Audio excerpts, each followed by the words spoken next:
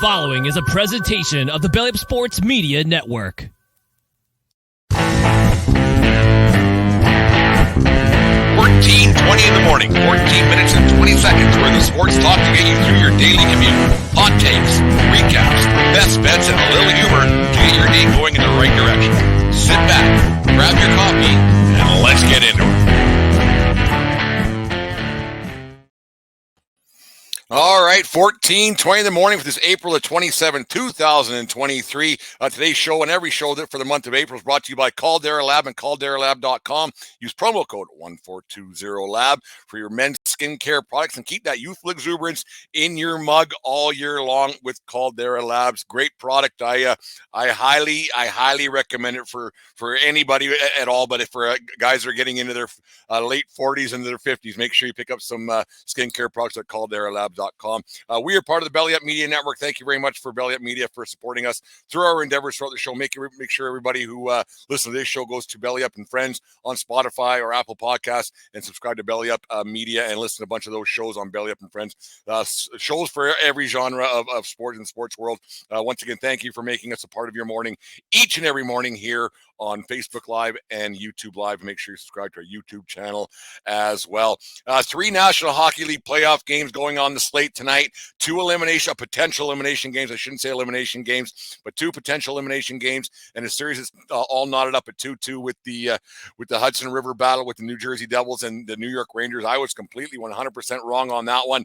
I thought after the first 2 games, the Rangers were going to have that one done in 4, maybe 5 games, but that one's going at least 6. Obviously, that's the way math works. So you got to think that the Rangers fans are clenching their buttholes a little bit now because you got 2 out of the potential 3 games at the Prudential Center in Jersey. So you never know what could happen there. It's a crazy series, but the road teams have dominated, obviously, with the Devils winning the 2 games at Madison Square Garden over the past weekend. And that was unexpected to a hockey person, 100%. They thought people after those first 2 games, they thought the Rangers were going to sweep that series, but Hughes and the boys aren't letting that thing go anyways. But the bigger two games tonight, the elimination games, we'll get to the one you guys know I'm going to talk about in a little bit. But the one that's really kind of scary a little bit is the Winnipeg Jets facing elimination tonight with the Las Vegas Golden Knights. It's a sad thing for the Jets fans because I had them winning the Stanley Cup this year on the Belly Up Super Show, Hockey Super Show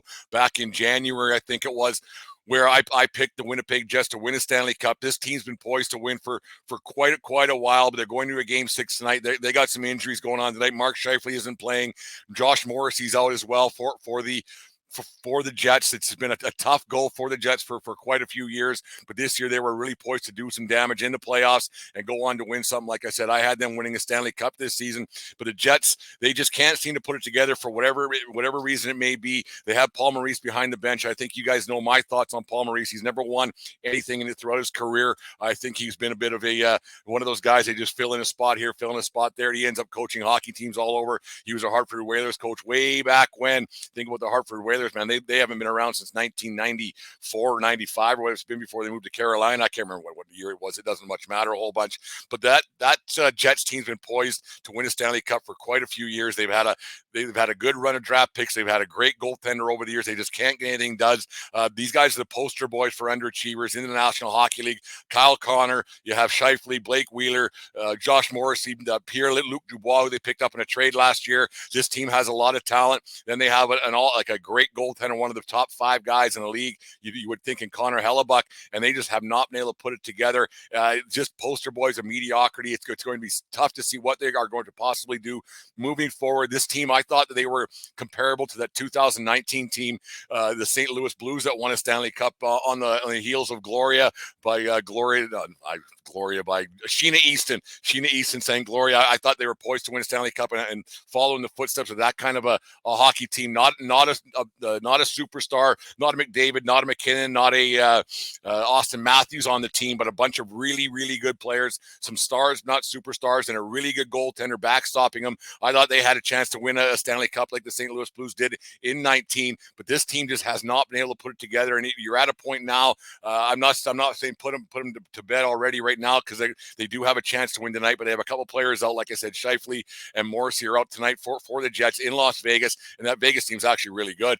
But you got to think that right now that Jets team is at a state right now where they have to do a little bit of retooling and rethinking and rejigging that hockey team, because they just can't get it done for whatever reason. Now they're getting a little bit older, and you don't know where they're going to get moving forward and what they're going to do with that franchise. It's a tough place to build a team. Winnipeg isn't really a free agent's destination per se. Playing in the National Hockey League is an honor and a privilege. There's no doubt about that. But getting a free agent to go there is a tough sell. Winnipeg isn't one of the most glorious cities in the National Hockey League, and you go to a man. And this isn't a Brent thing. This is a National Hockey League thing. They've had some polls, and they've got some data there that free agents just don't want to go to Winnipeg. And to have a team that they've had there building through the draft like they did, and getting the odd free agent, making some good trades, they have had a chance to do some damage there, and they just haven't been able to get it done. Whether it's been the coaching problem, like I said, with Maurice, or Rick Bowness this year, who hasn't really been a whole bunch more successful throughout his career. And you wonder why these coaches keep getting jobs year after year after year, and they don't really do a whole bunch. There's these career coaches, and they just recycle through the league. You just wonder why it always works. There's a fine line there with what coaches can and can't do, and what, like, the new age coach and the old age coach. There's got to be a fine mesh in there somewhere. So maybe it's a complete coaching change and a coaching management with upheaval that Kevin Cheveldayoff needs to do with that hockey club he has there in Winnipeg. Injuries aside, they probably weren't going to win Stanley Cup this year the way they played in the second half of the season. After I predicted them with Stanley Cup, they didn't get the 14-20 seal of approval, because it usually works short term anyways. But you got to think that team wasn't going to win a Stanley Cup, even if they would have had Morrissey, and if they would have had Scheifele in the lineup throughout the playoffs. But the first round, it's tough to get through. You look at it every year how much tougher and tougher it is to get through that first round. You remember last year, it's kind of an odd thing. Like, so far this year, we're into night 11, I think it is, of the Stanley Cup playoffs, and every team is still alive. I mean, some teams are down to 3-1, like we have the 2 series tonight. We'll talk about the other one in a second, but 2-2, 3-2 series, because Seattle Kraken went up 3-2 last night. The Florida Panthers survived in overtime with Chucky scoring the goal against the Bruins. What a terrible giveaway by Allmark in net last night for the Bruins in overtime. I don't know what he was thinking. That was Radlinski-esque in net there last night. It was a terrible, terrible giveaway at a terrible time. Not that a giveaway at any time is good, but to give one away in overtime in the playoffs is even worse. So it's one of those things. But you got no team has been eliminated yet, which is quite astonishing. But then you look back, I guess last year there was only the one team that was eliminated by this point last year. The only, I think it was the Colorado Avalanche swept. Yeah, the Colorado swept the Nashville Predators in the first round, and they had a sweep also in the third round against the Edmonton Oilers. So that helped Colorado's Stanley Cup chances last year by not having to play a whole bunch of games. So it helps, but to finish series early and you're not beating your body up and everything else. So it's interesting to watch how this is kind of mimicking last year, where there was, I think it was 5 out of the 8 playoff rounds went to 7 games. You had 2 going to overtime, the 7th game, with Pittsburgh and the Rangers going to 7 when Panarin scored in overtime in the power play. And then you had the Ottinger show in Game 7 with Calgary and Dallas, and that was one hell of a game, that Game 7. You thought that Dallas was going to win that series on the back of Ottinger, who's proven this year again that he's one hell of a playoff goaltender. He's one of the top. He's a top goaltender playing in a place like Dallas. Doesn't get a whole bunch of publicity up here, but you look at that team, they're going to have a chance to do something with Ottinger in net. Once again, show me a good goalie, I'll show you a good coach. And one of those things he got going on with them. And Dallas got that playoff shoulda, coulda, woulda with one of Johnny Gaudreau's last game as a Calgary or last goals the Calgary Flame before they went on to play the Edmonton Oilers, getting beaten 5 there. The game that kind of broke the Calgary Flames altogether. But it's going to be interesting to see how that all plays off tonight. But the big series tonight, the big one for me is, of course, I know you guys don't want to hear about the Leafs again, but the big one for me is the Toronto Maple Leafs trying to finish it off at Scotiabank Arena. It's a big one, though, for the Leafs tonight. They're up 3-1. They could very easily be down 3-1, 2 OT wins down in Tampa Bay. One game on Saturday night that they probably got quite fortunate to win with the non-goal call that they got in the second period that changed the fortune of the Leafs in that one. We all know what happened with the winner there, and then the 4-1 game the other night that changed what the meaning of 4-1 means for Leafs fans and Leafs Nation and people across Toronto and across Canada. That 4-1 meant a lot dirtier words just a couple short days ago. But the Leafs have a chance to close out a series tonight. You got to think that they want to get it done tonight. They don't want to end up going back to Tampa, where they squeaked out 2 wins earlier this season or earlier this playoff round, but Lightning doesn't usually strike 2 and 3 times, and winning 3 times in a row is tough. So you want to get that one done tonight. You want to finish it off in 5, like I predicted here at 1420 World Headquarters when this series started. You got to think that the Leafs want to get it done, get out, score early and often. The scare that I have right now is that Vasilevsky has not been good so far throughout this playoff series, throughout the 5 games, or the 4 games so far. He's not been great. He's not been even adequate at times. He's letting those long shots. There were some reports yesterday that the long shots are the report there. If you can't see, you can't stop it. I mean, they can hit you sometimes, but old as the game is long, you shoot from the point, get traffic in front, tip it in, it goes in the net. That's just one of those things. There's nothing to do with some report yesterday that came out from the guy from Detroit, who used to be an assistant coach with Tampa. So that's not a new thing. The thing is with the Leafs tonight that you think they want to get it done, have it done, because you get to I don't know who's going to win game 6, but I'll tell you who's going to win game 7. And if it gets to a game 7, I guarantee you Tampa wins that one. So the Leafs want to get it done tonight, win another one on home ice, get some rest, because I really want to see a series with them and the Boston Bruins. I know the Bruins aren't through yet, but you got to think that the matchup with the Bruins is something that the hockey fans right across the country, right across North America, right across the world want to see. That old rivalry, Bruins-Leafs, is one of those ones that you want to see, and the Leafs Nation would love to see them march on to another round and put the Demons, the Bruins, behind them as well. So it's going to be really interesting to see how that all goes tonight, and it's going to be a go Leafs go kind of night around here, right?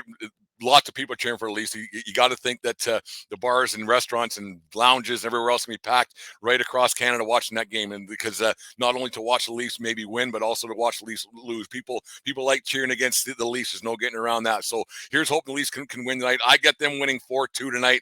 I don't know how and who, but I just have a feeling they're going to pull it off tonight. That's the 1420 lock of the day. Make that bet at DraftKings.com/bellyup150 and save yourself, or put down $5. Get yourself a $150 bet at DraftKings.com/bellyup today and get some money down on that game tonight. Go Leafs, go! It's going to be an interesting game tonight. I hope the Jets can pull it off tonight and maybe get back to a game in Winnipeg for a game 6 there. And then who knows what's going to happen at the Hudson River Battle. You just wonder what's going to happen on that one. I don't know who's going to pull that one off, but it's going to be interesting to see how that goes. Yeah, there's my friend Captain Lou.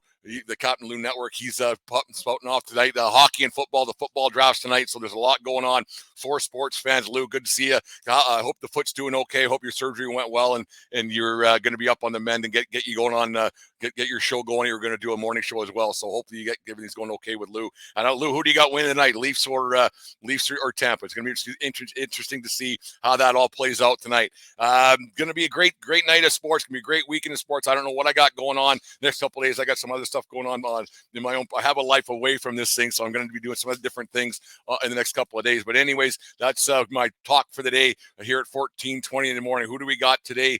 Well, there it is. On this day in 1983, Nolan Ryan passed then career strikeout leader Walter Johnson at 3,509 strikeouts as the Houston Astros 4-2 win over the Montreal Expos in front of 19,309 people at the Big O in Montreal. Ryan struck out 5, only walked 1. 5 strikeouts. That's not much for Nolan Ryan. Over 8 innings, the win bringing the Astros record to 7-13 on the season. Ryan would finish his 23-year baseball big league career with 5,714 strikeouts, a major league record, and 2,795 base on balls, also a major league record. Nolan Ryan, one of the best strikeout guys. You wonder how that arm did it all these years later, because how guys don't pitch nearly as much as they did back then.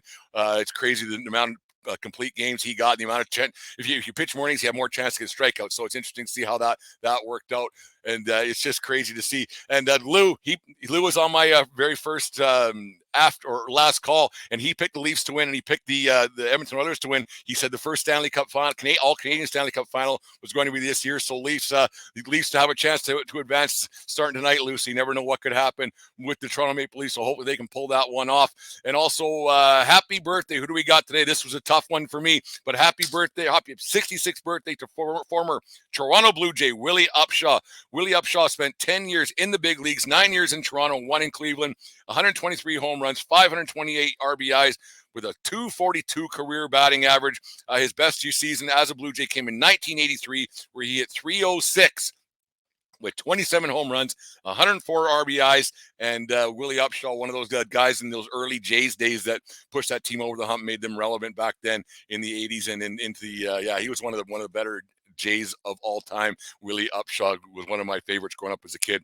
Anyways, be sure to subscribe to our YouTube channel today. Lots of great content on there. Make sure you subscribe to, like I said, to Belly Up and Friends. Lots of great shows on there to listen to for every genre of sport, everything you can have, from car racing to wrestling to sports collectibles, hockey, football, baseball. It's all there at Belly Up Sports, so make sure you do that. And also make sure you visit our online shop. Get yourself some merchandise today. Help support the show. It'll be up on the show notes, either on the YouTube or on the podcast account. And for those of you who watch our show daily on YouTube Live and everything else, thank you very much for tuning in on a daily basis. It's greatly appreciated. It gets a pat in the back and for the hard work that us podcasters put in on a daily basis. And remember, everybody, have a great day. Have a great weekend. If I don't get back to you throughout the rest of the weekend, but I'm going to try to get something else out here tomorrow morning, but we'll see how everything plays out. Because like I said, sometimes I do have a life away from this thing. Not very much, but I do get away from it once in a while. So remember, have a great weekend, folks. If I don't talk to you, and remember, it doesn't matter where you are. It's who you're with. We'll talk to you later. You just listened to the 1420 Sports Bar Podcast. 4 beer with sports talking a whole lot more. We are part of the Belly Up Media Network. Let's get into it.